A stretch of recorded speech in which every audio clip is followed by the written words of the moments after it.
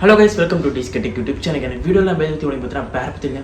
IPL 2025க்கான auction வந்து வேறு லெவலில் சுவாரஸ்யமாக போயிட்டுருக்கு. இப்போ வந்து மாக்கி ஆக்ஷன் செட் 1 and 2 வந்து முடிஞ்சிருக்கு.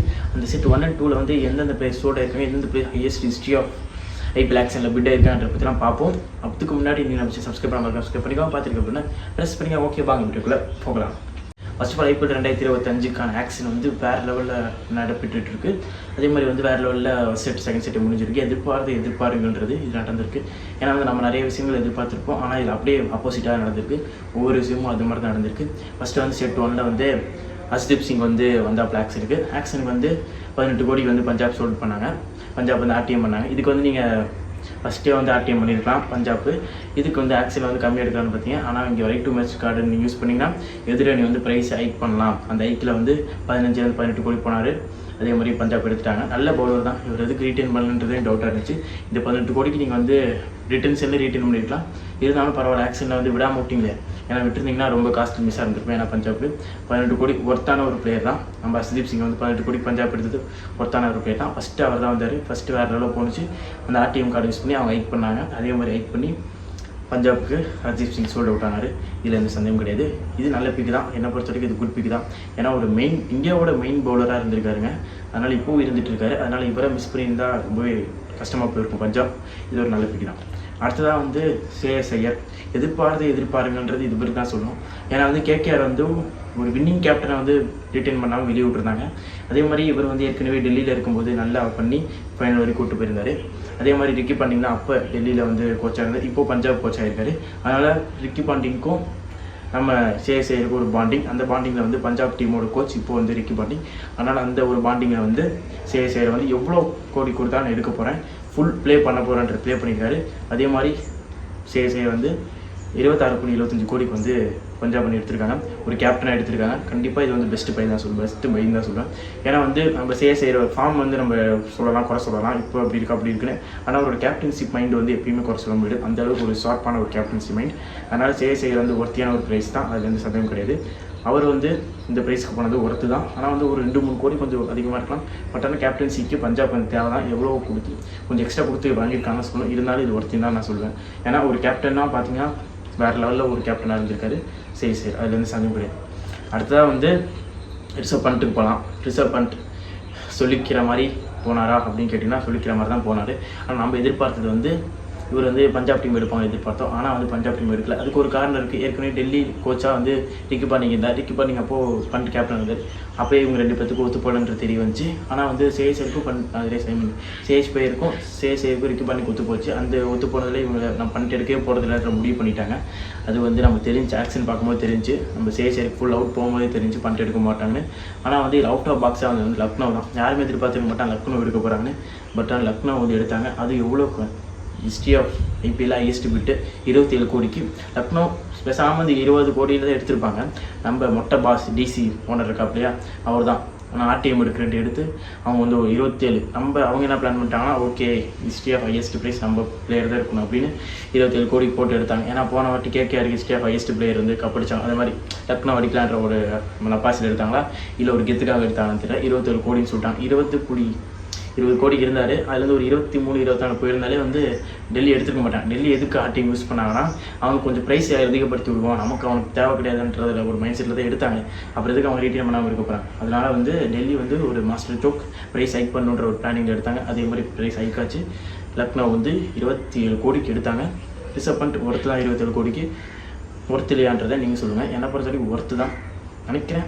சரி பார்ப்போம், மேட்ச் பார்க்கும்போது தான் தெரியும் 21 கோடி ஒருத்தாங்க. ஒரு 2-3 கோடி எக்ஸ்ட்ரா தான் நினைக்கிறேன். பட் ஆனால் 21 கோடி ஒருத்து தான் ரிஷப் பண்ட்.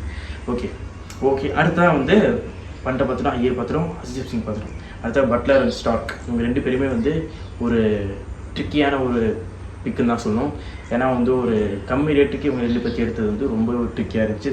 பட்லர் வந்து 15.75 கோடி, இன்னும் அதிகமாக போயிருக்கலாம். ஒரு 20 கோடி வரைக்கும் போயிருக்கலாம். பட் ஆனால் ஒரு 15 கோடிக்கு வந்து ஜிடி வந்து ஸ்டீல் பண்ணிட்டாங்க தான் சொல்லணும். ஏன்னா வந்து சரியான ஒரு பிளேயர், வேறு லெவலில் அடிப்பார். எங்கே கொடுத்தாலுமே வேறு லெவலில் பிறந்து கொடுத்தாரு.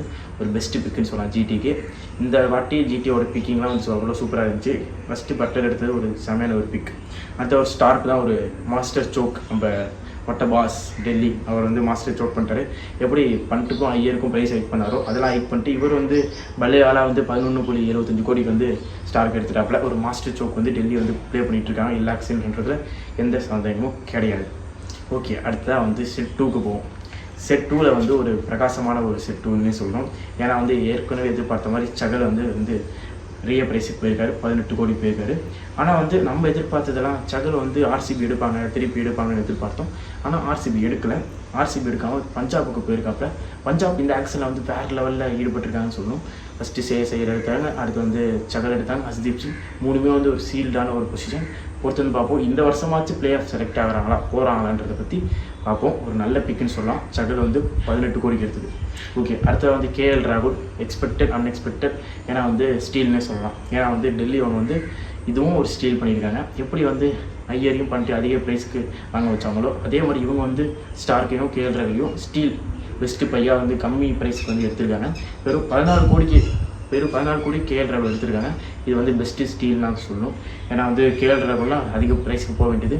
ஆனால் டெல்லியோட கேப்டனாக இருக்க போகிற சந்தேகம் கிடையாது. ஆனால் ஒரு ஸ்டீல்னு நான் சொல்லுவேன் கேஎல் ராகுல். முக்கியமாக வந்து எல்லா பிளேயரோட கேஎல் ராகுல் ஸ்டீல் 14 கோடிக்கெலாம் அவர் எடுத்ததுலாம் வந்து ஒரு பிரகாசமான ஒரு முடிவுன்னு சொல்லணும். அடுத்தா சிராஜ் ஜிடி ஒரு பெஸ்ட்டு பிக்குன்னு சொல்லலாம்.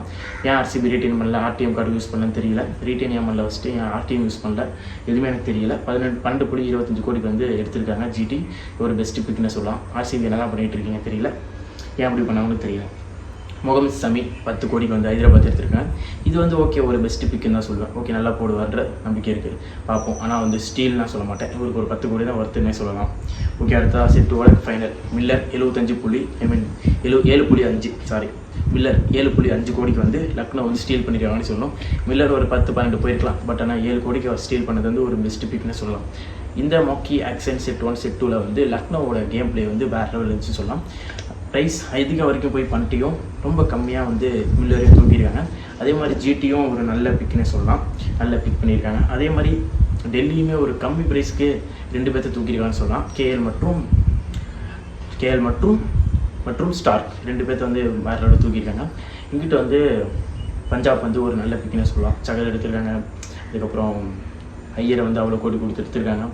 அதுக்கப்புறம் வந்து வேறு யார் வெயிட் பண்ணி சொல்கிறேன், ஹர்ஷ்தீப் சிங் எடுத்திருக்காங்க. இந்த மாதிரி ஒரு பெஸ்ட்டு பிக் வந்து பஞ்சாப் எடுத்திருக்கு. இந்த ஆக்ஷன் மாக்கி ஆக்ஷன் 1-2ல் வந்து ப்ரைஸ் அதிகமாக இருந்த எல்லாருமே கம்மி பண்ணிட்டாங்க. ஆனால் இன்னும் ஆர்சிபி மட்டும் ஒருத்தர் கூட எடுக்கல. எதுக்கு வச்சுருக்காங்கன்னு தெரியல, ஏன் அப்படி பண்ணுறாங்கன்னு தெரியல. பொறுத்து வந்து பார்ப்போம். அடுத்தடுத்து அவங்களோட பிக் நல்ல பிக்காக இருக்கும் மாடுறது பொறுத்து பார்ப்போம். ஆர்சிபி ஃபேன்ஸில் ரொம்ப திணறீங்கன்னு நினைக்கிறேன். ஏன்டா சகலும் எடுக்கல, ஏன்டா கேஎல் ராகுல் எடுக்கல, ஏன்டா சிராஜ் எடுக்கலன்னு உங்களோட ஆதங்கம் புரியுது. அவங்க வந்து வேறு ஏதோ பிளான் வச்சுருக்காங்க.